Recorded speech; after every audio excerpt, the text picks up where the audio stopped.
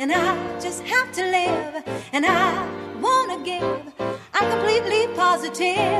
I think this time around I am gonna do it like you never knew it. Oh, I'll make it through. The time has come for me to break out of the shell. I have to shout that I am coming out. Welcome to the show Never Too Late Ever, where we focus on making the next chapter of your life the very best chapter ever. I am your host, Lorraine Hoving, and I am glad you are joining us today. This day could change your life. Open your heart, your ears, and listen. You will find a gem, a treasure that you can apply to your life today. And I am so excited because this is the first time I've had a couple together, a married couple. So I've had two ladies before, but how long? Okay, so first of all, I want to say I've got Jana and Jonathan, and I want to know how long you've been married before I give your bio. I'm going to make my husband answer that question. I know with clarity how long we've been married. We have been married, it will be 30 years this October 25th. 30 years. Well, wonderful. My hubby and I have been married 42 years. No, actually 44 years, I believe. And it just gets better is what I say. Amen to that. Congratulations.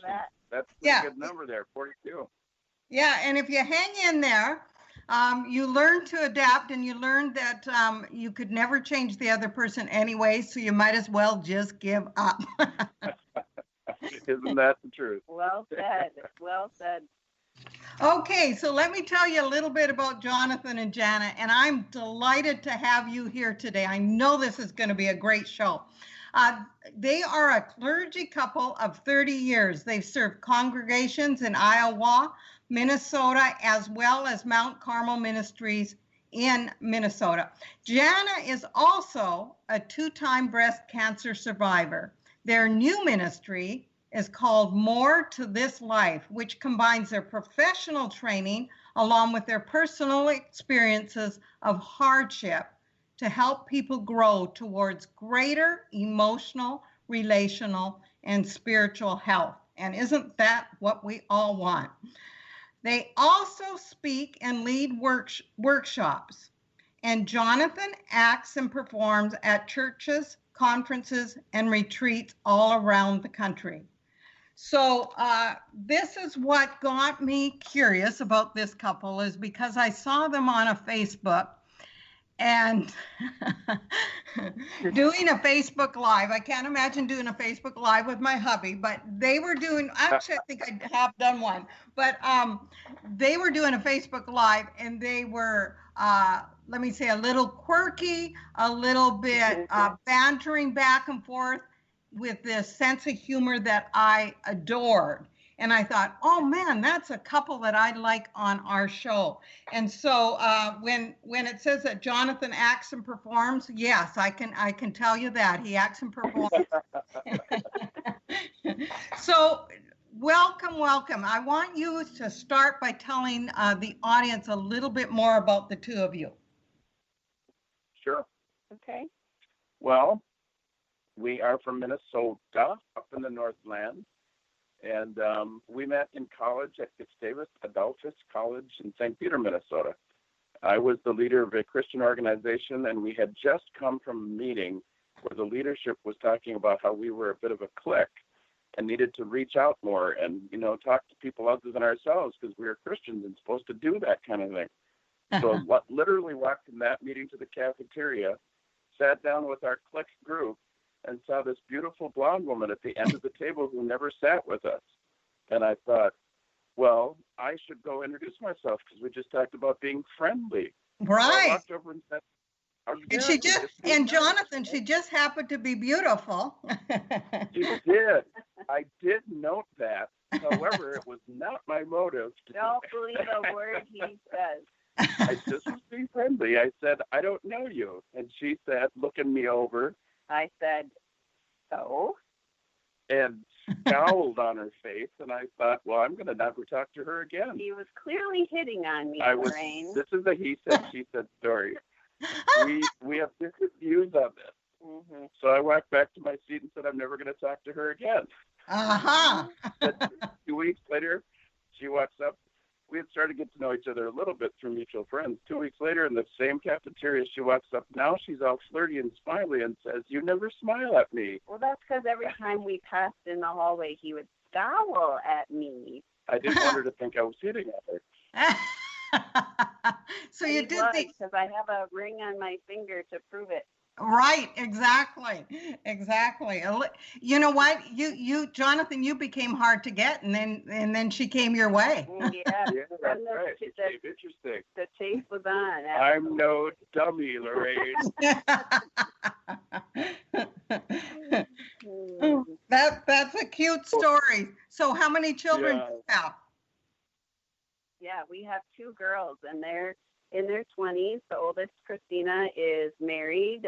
They just celebrated their 3-year anniversary, and they're both in grad school. And our youngest, Caitlin, is getting married July 11th. Ooh. So we will have a new family member as of July 11th. A little smaller ceremony than originally planned, but Yeah. the backyard, just family, and then we'll celebrate hopefully in a year big time. Right. Well, that is wonderful how you guys met. I think that is so cute. And I love it if you keep bantering. This is good. Okay, so today. we banter. Yeah, I love it. Tim and we yeah. Go ahead.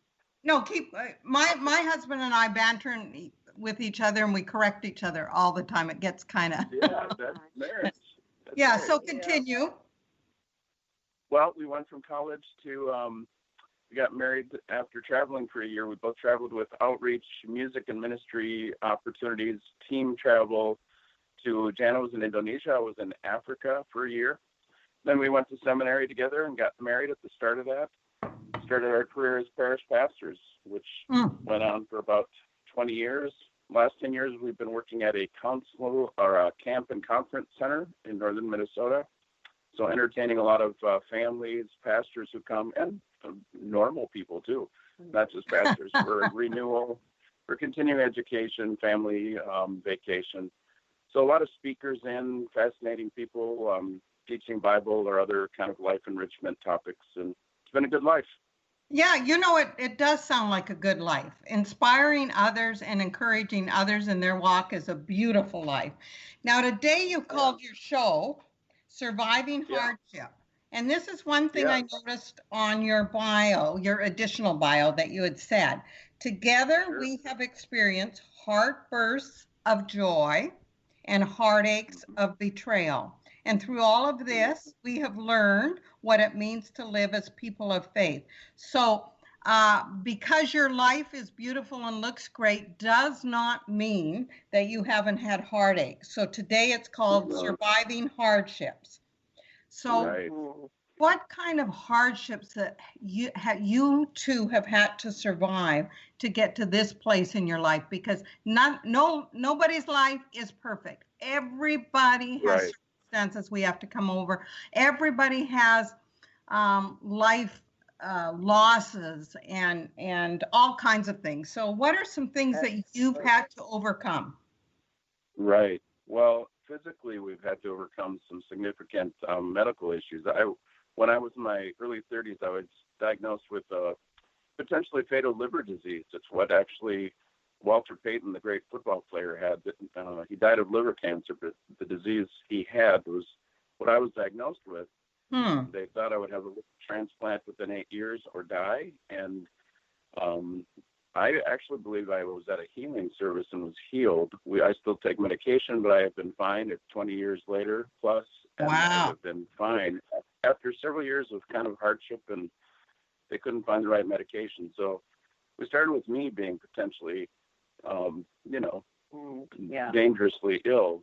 And then I stabilized. I think it was literally the summer I stabilized. Then Jana. Yeah. So then when I was in my 40s, I was diagnosed with breast cancer. and it was stage 2. But in the midst of going through all the testing that you go through to figure that out, they discovered that I had a spot on my liver. And they were going to do a biopsy, but it was right underneath my heart, and so they weren't able to get to it. So I lived for several years with regular PET scans, trying to figure out, if that was growing or what the status was. And in the end, it did turn out to be probably a false positive. But in the midst of all of that, I went through 4 grueling rounds of chemo and some major surgery.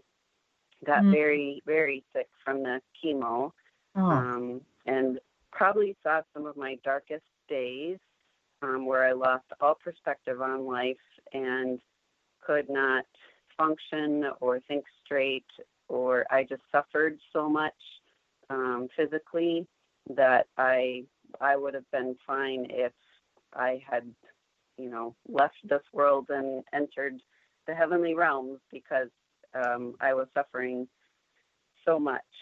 And Jana, that left. how did you get through that then? Because there might be somebody out there, they're feeling right now that there's no hope, or they are suffering physically and they're in that dark spot. How do you give them hope today? Because you are through the other side. Yep. Well, I think what was most helpful for me is I call them my mat carriers. They were all the people around me who stepped in and literally carried me through. There's a couple of specific instances. Our youngest daughter, turned 7 when I was in the middle of being so sick, and I missed her birthday party. And that's a party a celebration I can never have back again. But my closest friends and family members threw the party for her, and and she was very sad that day that I couldn't come to the party. But looking back on it, it's just a blip in the bump in the road, but not a major tragedy. Right. But then probably even more, I struggled with my faith in the midst of all of that too, because I didn't have any energy to pray or, even to meditate on scripture, do the things that, other people might do when they're in crisis. And so I allowed the body of Christ, the people around me who were faithful people, to kind of pray on my behalf and to even worship on my behalf. There was one Sunday when I went to church, but I couldn't even stand. I just sat there with tears flowing down my cheeks. I couldn't sing. I couldn't pray. And it was unnerving for me, but the people around me, I felt, were doing it for me. And that was a really powerful experience for me. Right. I think sometimes we think we have to carry our faith in a way, and this really, I think for both of us in our individual ways, it was realizing the grace of our faith carrying us and the community of faith, rather than us doing that work. Yeah. Yeah. And you know what I think is beautiful about that is because I'm the type of person that I love to help other people, but then I don't necessarily want them to help me. You know what I mean? I don't want to reach out to help them. But in this instant, you needed other people. And so when you called it, Jana, what a beautiful way to call it. They carried your mat. They were mat carriers. And I think at some point, if you're out there and you're having a difficult time and people are reaching out to you, allow them to come in and allow them to pick you up. Because what I'm hearing, Jana, is you had no energy emotionally, physically, or spiritually. You were done. And what brought you up were other people. And I think it's a matter of us opening our heart, because sometimes it's easier to give than to receive, but you were so done that you could receive. Yes, I had no choice. But I agree. It is uncomfortable to have people helping or reaching out to want to support you when you're used to doing that for other